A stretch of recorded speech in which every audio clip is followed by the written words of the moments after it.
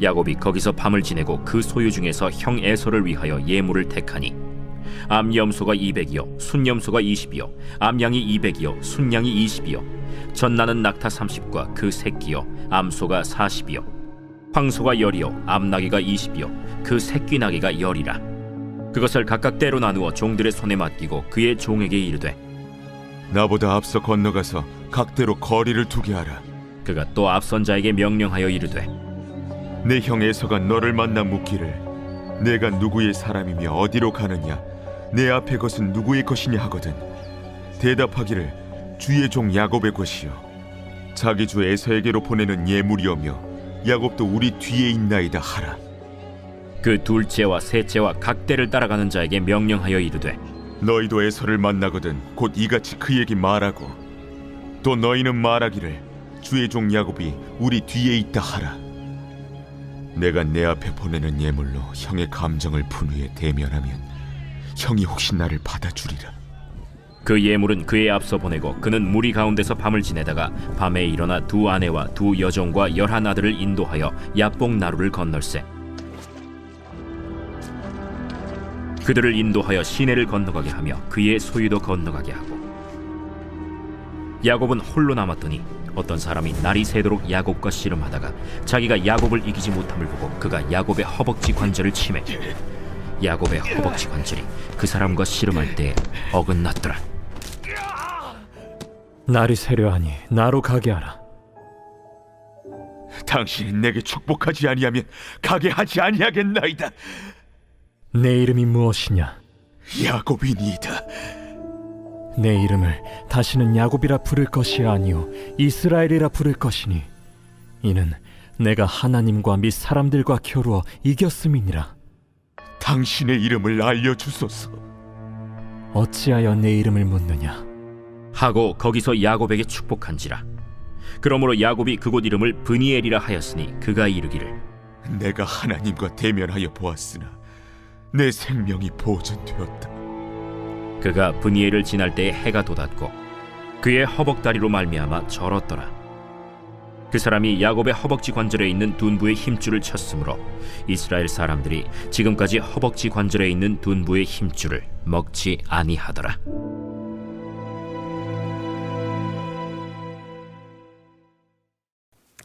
오늘 새벽에도 주님의 보좌 앞으로 나오신 성도님들에게 하나님의 은혜와 평강이 함께 하시기를 축원드립니다. 오늘 창세기 32장 후반부 함께 살펴보겠습니다. 야곱이 형과 아버지를 속이고 장자의 축복을 받게 됩니다. 그로 인하여서 에서를 피하여 하란에서 머물게 되었는데요. 20년이 지나 고향으로 돌아오게 되었습니다. 그는 하란에서 상당히 많은 재물을 얻게 되었고 또 11명의 아들과 1명의 딸을 얻는 큰 가문을 이루어가고 있었습니다. 어찌 보면 그곳에서 평안하게 살 수 있었겠지만 하나님은 그 하란에 있는 라반의 집에 더 이상 머물게 하지 않고 고향 땅으로 오게 하십니다. 안정적인 삶에서 오히려 자기를 죽이기 위하여 기다리는 에서의 품으로 가는 불안정 속으로 가게 됩니다. 하나님을 향하여 가는 삶, 이 땅의 물질을 바라보는 삶이 아니라 불안정하지만 하나님만 바라보는 삶으로 전환시키는 시기이죠. 야곱은 자신의 안정적인 삶의 터전을 버리고 새로운 곳, 어찌 보면 죽을 수도 있는 가나안 땅 에서에게로 향하게 됩니다. 이것은 굉장히 위대한 믿음의 결단이고 하나님의 부르심에 대한 반응이었습니다. 믿음의 선배들이 이런 하나님의 부르심에 반응하는 모습을 계속 보고 있죠. 우리 성도님들도 하나님께서 부르실 때 하나님이 나로 새로운 삶의 전환을 할 때 하나님이 나에게 어떻게 말 걸어오시는지 잘 살피어서 하나님께 잘 반응해서 믿음의 반열에 이르는 우리 성도님들 다 되었으면 좋겠습니다. 이렇게 가족들을 이끌고 지금까지 모아놓았던 재물을 가지고 가나안 땅으로 향하게 되죠. 라반은 자기의 딸들과 손자들 그리고 재물들을 되찾기 위하여 추격을 하게 됩니다. 하나님께서 보호하셔서 그 재물에 손을 대지 못하게 하시며 이제 언약을 세우고 라반도 더 이상 야곱을 추격하지 않고 야곱 역시 라반에게 복수하기 위하여 돌아오지 않는 이런 언약을 맺게 되죠. 이러면서 이제 가나안 땅으로 들어오게 됩니다. 약복강을 건너면 이제 본격적인 가나안을 향하여 가게 되는데요. 이곳에서 하나님 앞에 재물을 두 때로 나누고 기도를 합니다. 한 때를 에서가 치면 한 때를 가지고 도망갈 생각이었습니다. 그때 기도하는 것이 하나님 살려주세요 라는 내용이었습니다. 하나님 에서의 손에서 나를 구해주세요 라고 기도를 하죠. 이 기도의 근거가 하나님이 자신에게 해주었던 약속 언약이었습니다. 바다의 모래알처럼 자신의 후손이 많아질 것에 대해서 약속하신 것 주님 기억하시죠? 이거 꼭 지켜주십시오 라고 하며 에서의 손에서 구해달라고 이야기합니다. 하나님 앞에 간절히 기도함과 동시에 야곱은 자기 나름대로의 방편을 또 찾습니다.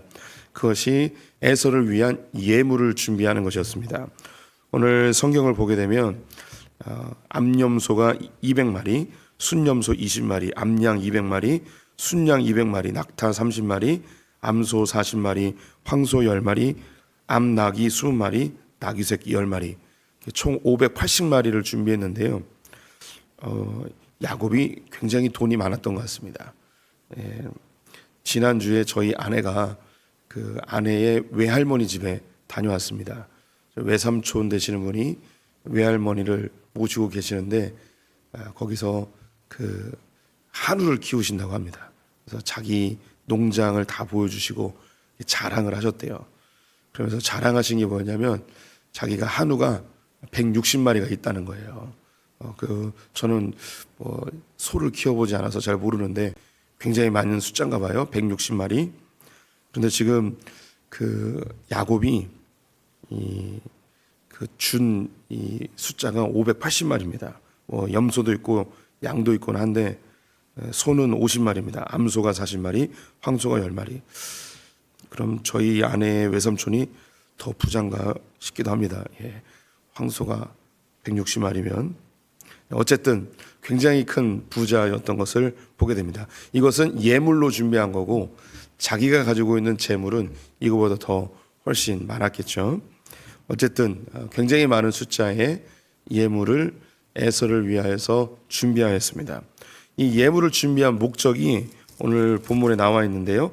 20절 말씀 후반부를 보시면 야곱이 말하기를 내가 내 앞에 보내는 예물로 형의 감정을 푼 후에 대면하면 형이 혹시 나를 받아주리라 함이었더라.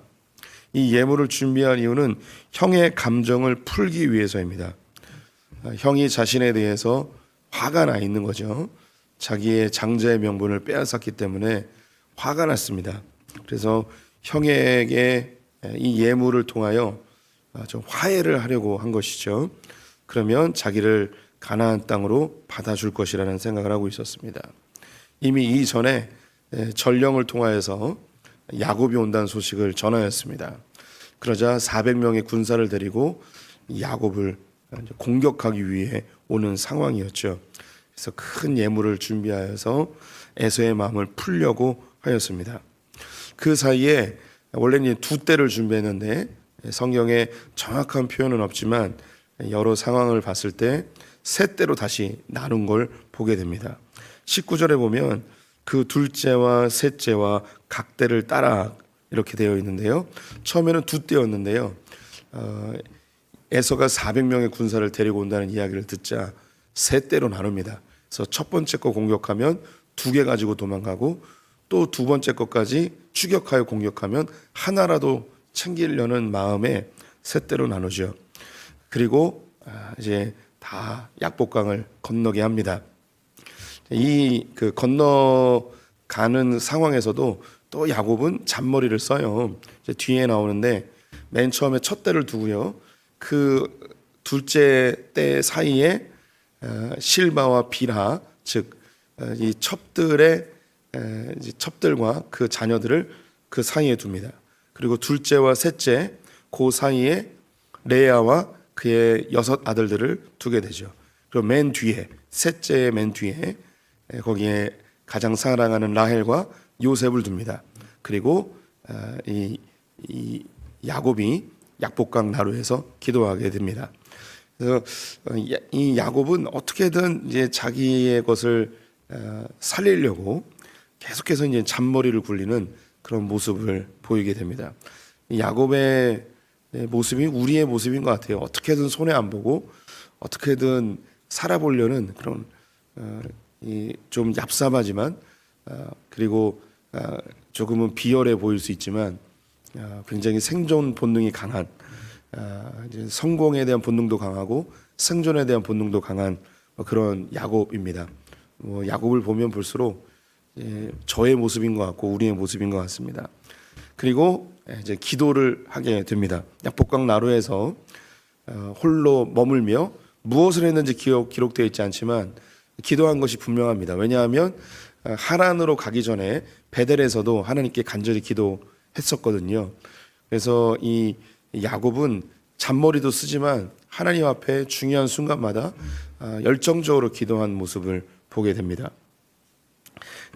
기도하고 있는 중에 어디선가 부스럭 소리가 들리기 시작합니다.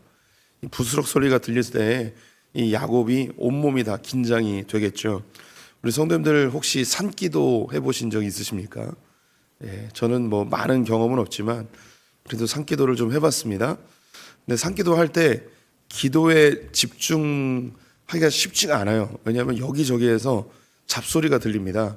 그래서 새 소리도 들리고 짐승 소리도 들리고 이런저런 소리가 나서 굉장히 좀 으스스해지는 그런 기분이 들 때도 있습니다. 그런데 지금 야곱이 기도하고 있는데 부스럭 소리가 들리는 거죠. 발자국 소리가 들리는 거예요. 온몸에 신경이 다 곤두섰을 것입니다. 발걸음 한 걸음 한 걸음 한 걸음 자기에게 가까이 오는 소리가 들립니다. 자기가 들키지 인지하지 못하는 것처럼 하기 위해서 기도하는 소리는 멈추지 않고 계속 중얼중얼 대는데 온 신경은 자기에게 가까이 다가오는 발자국 소리에 집중이 됐겠죠. 발자국 소리가 자기 가까이 왔을 때 덮칩니다. 왜 덮쳤을까요? 이 발자국의 주인공을 야곱은 에서가 보낸 자객이라고 생각했을 가능성이 제일 높겠죠. 나를 죽이러 왔구나. 형님이 자객을 보내서 나를 죽이려 하는구나. 여기서 목숨 걸고 싸워야죠. 목숨 걸고 한판 씨름을 벌이게 됩니다. 처음에는 야곱이 이기는 것 같았습니다.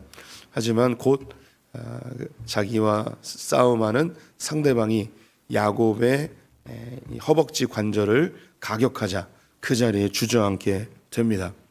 허벅지 관절이 탈골되어서 주저앉아 버리게 됐는데 그쯤 되면 칼을 뽑아 야곱을 죽일 만도 한데 죽이지 않는 거예요.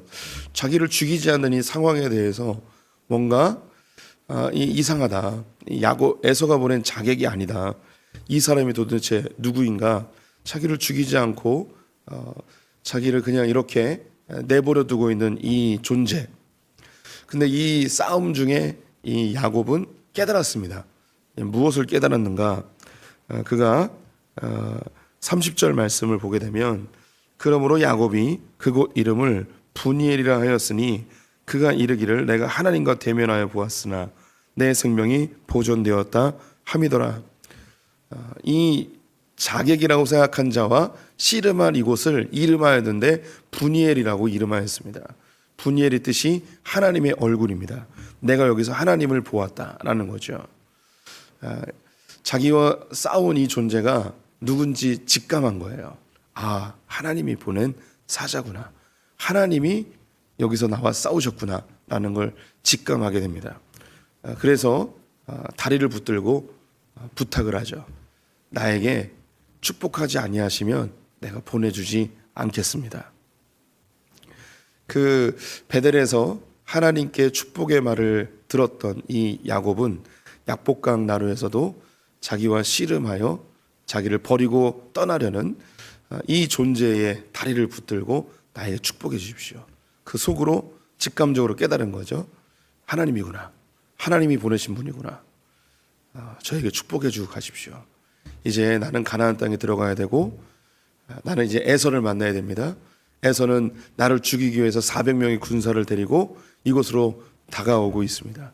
나에게 축복하지 않으시면, 나에게 해결점을 제시하지 않으시면 나는 당신을 보내지 않겠습니다. 그러자 이 씨름한 존재가 묻습니다. 너의 이름이 뭐냐? 내 이름은 야곱입니다. 이제 너 더 이상 야곱이라 하지 않고 이스라엘이라 하리라. 그 이름을 바꿀 때에 28절에 이렇게 이야기합니다. 그가 이르되 내 이름을 다시는 야곱이라 부를 것이 아니요 이스라엘이라 부를 것이니 이는 내가 하나님과 및 사람들과 겨루어 이겼음이니라. 그의 이름을 이스라엘로 바꿔줍니다. 이스라엘의 뜻이 하나님과 겨루어 이김이라고 1번 해석에 나와 있는데요. 정확하게 번역을 하면 하나님이 싸우다라는 뜻입니다. 하나님과 싸우다가 아니라 하나님이 싸우다, 이렇게 번역을 할 수 있습니다. 왜 하나님과 겨루어 이김이라고 번역을 써 놓았냐면 그 뒤에 이 씨름의 대상자가 한 이야기 때문입니다. 너는 하나님과 및 사람과 겨루어 이기었습니다. 네가 이전에는 사람과도 싸웠고 하나님과도 싸웠다.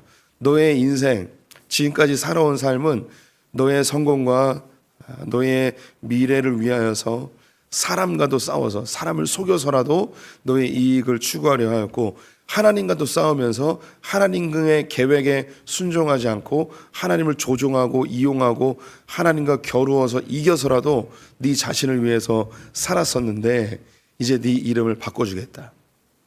하나님이 싸우신다. 이전에는 에서와도 싸웠습니다. 라반과도 싸웠고 아버지와도 싸웠습니다. 그래서 어떻게든 성공하고 싶었습니다. 이제 에서와 싸우러 가야 합니다.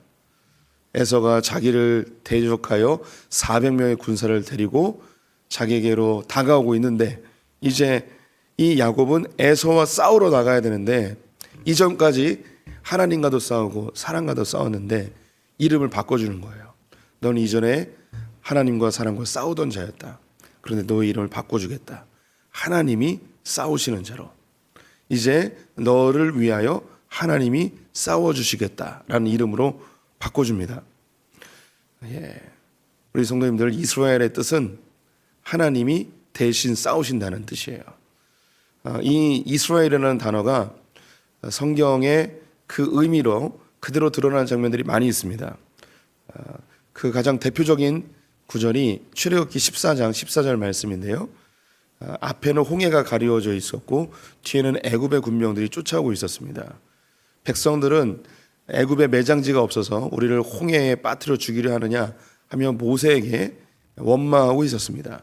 그때에 모세가 백성들을 향하여 했던 이야기가 뭐냐면 너희는 가만히 있어 여호와께서 너희를 위하여 싸우시는 것을 보라라고 선포합니다. 이것이 이스라엘이라는 단어를 보여주는 가장 정확한 표현입니다. 너희는 가만히 있어 하나님께서 너희를 위하여 싸우시는 것을 보라. 성경에 이와 같은 구절은 너무나 많이 등장합니다. 하나님께서 이스라엘 민족을 위하여 대신 싸우시는 장면이죠. 바로 이 이스라엘이라는 이 단어가 하나님이 싸우신다, 하나님이 너희를 위하여 싸우신다라는 의미입니다. 이 이야기를 야곱이 들었을 때에 어떤 생각이 들었을까요? 네가 이전에는 아버지와도 싸우고 에서와도 싸우고 라반과도 싸웠다. 이제 내가 너를 위하여 대신 싸워주겠다.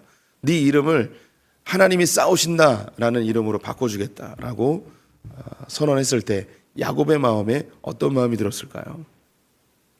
지금 이 야곱에게는 적이 한 명 있습니다. 에서죠, 에서. 하나님이 대신 싸워준다고 했을 때, 하나님이 에서와 싸워주시는구나. 라반을 막아주셨고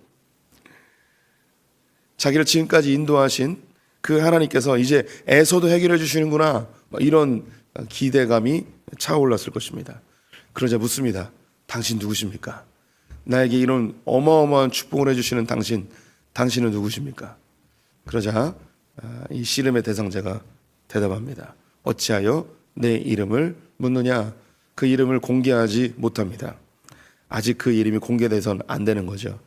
그래서 이 야곱과 싸운 이분은 누구실까요?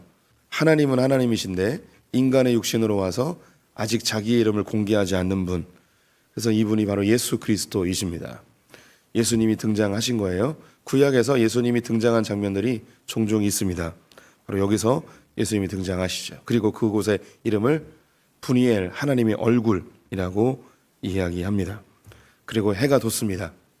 31절에 그가 분이엘을 지날 때에 해가 돋았고 그의 허벅다리로 말미암아 절었더라.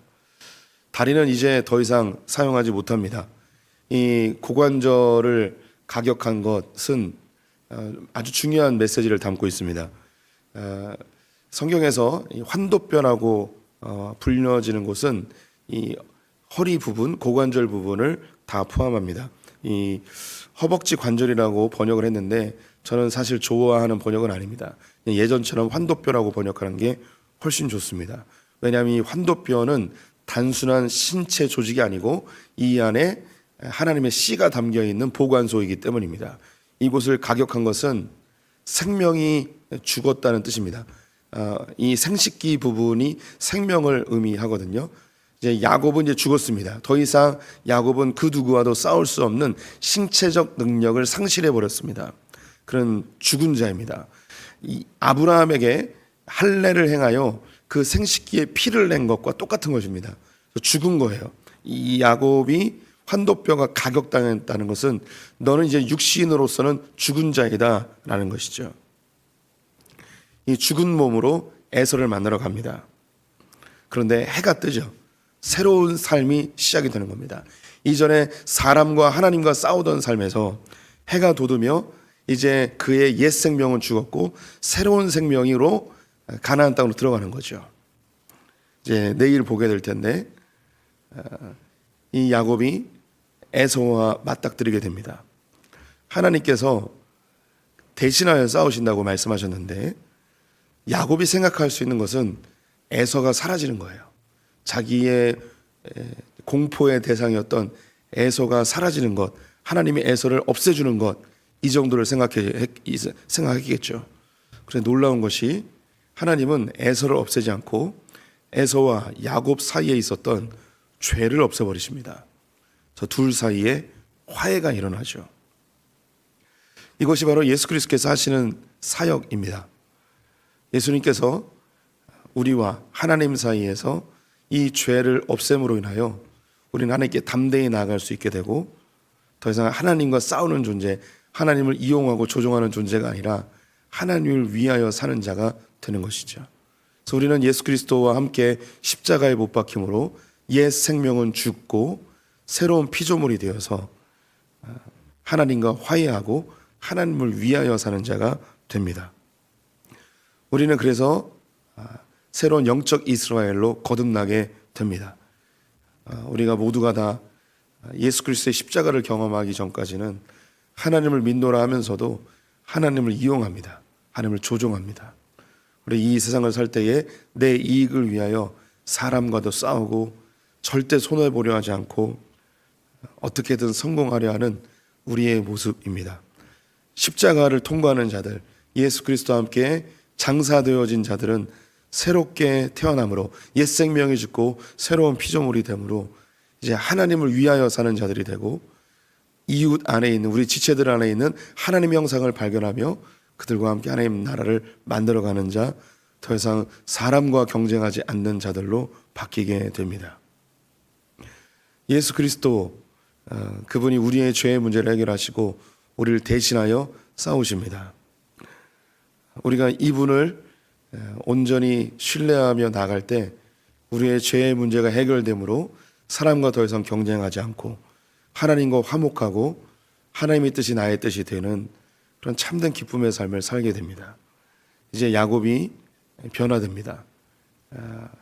자기의 옛 생명은 죽었고 아무것도 할 수 없지만 그는 이제 온전히 하나님의 인도함을 받는 삶을 살게 되지요. 우리 성도님들도 예수 그리스도와 함께 십자가에 못 박혀 이제 내 안에 사는 분이 예수님으로 인하여 진짜 행복한 삶, 진짜 기쁨의 삶을 모두가 다 누리시기를 주님의 이름으로 축원드립니다. 기도하겠습니다. 하나님, 바울이 고백한 것처럼 우리는 날마다 죽습니다. 아니 죽어야 합니다. 우리의 육체의 소욕과 내 생각들을 죽이고 내 안에 예수 그리스도의 생각으로 가득 차게 하여 주시옵소서. 우리의 죄의 문제를 해결하기 위해 십자가에 달리신 주님, 하나님과 화목케 하시고 이익의 관계, 경쟁의 관계, 다툼의 관계에서 벗어나 화목의 관계로 또 협력의 관계로 우리를 인도하여 주신 주님 감사합니다. 하나님, 날마다 나를 십자가에 못 박습니다. 나는 사라지고 예수 그리스도만이 내 안에서 살아 숨쉬게 하여 주시옵소서. 하나님께서 오늘도 나와 동행하실 줄 믿습니다. 오늘 하루도 주님의 뜻만이 드러나길 간절히 소망하며 예수님의 이름으로 기도드렸습니다. 아멘. 하늘에 계신 우리 아버지여, 이름이 거룩히 여김을 받으시오며 나라의 마옵시며 뜻이 하늘에서 이룬 것 같이 땅에서도 이루어지이다. 오늘날 우리에게 일용할 양식을 주옵시고 우리가 우리에게 죄 지은 자를 사하여 준 것 같이 우리 죄를 사하여 주옵시고 우리를 시험에 들게 하지 마옵시고 다만 악에서 구하옵소서. 대개 나라와 권세와 영광이 아버지께 영원히 싸움나이다. 아멘.